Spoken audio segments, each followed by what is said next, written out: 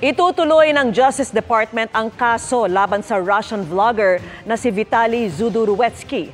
Yan po ay sa kabila ng apela niyang ibasura na ang kaso dahil nagkakaroon na raw siya ng mental health issues sa gitna ng pagkakapiit. Nakatutok si June Veneracion.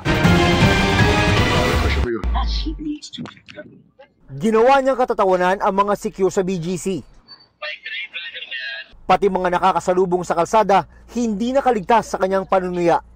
Magdadalawang buwan na ngayong nakakulong ang Russian vlogger na si Vitaly Zhudoruetsky sa detention facility ng Bureau of Immigration dahil sa pagiging undesirable alien. Sabi ni Interior and Local Government Secretary John Vic Rimulya, sumulat sa kanya ang Russian vlogger. Sumulat sa akin na he's suffering from mental health issues daw. Issues? Ano yung pakiusap niya? Na kung pwede i-drop na yung mga kaso, na humingi siya ng patawad. No, I have a question for you.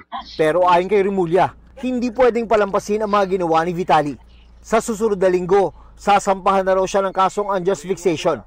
Kaugnay ng reklamo isinampa ng 3 gwardyang inalay niyang content sa altar ng social media. Batay sa resolusyon ng Prosecutor's Office ng Taguig, merong sapat na ebidensya para magkaroon ng reasonable certainty of conviction para sa krimeng unjust vexation. Ibinasura naman ng piskalya ang reklamong theft. Bago lumabas ang resolusyon ng Prosecutor's Office, nagtangka raw ang mga abogado ni Vitaly na regluhin ang mga complainant na gwardya, sabi ni Rimulya. Mabuti na lang yung mga security guard ay matibay ang loob, hindi bumigay, at itutuloy natin yung kaso. Sinusubukan pa naming makuha ang panig ng mga abogado ni Vitaly. Para sa GMA Integrated News, June Veneracion, nakatutok, 24 oras.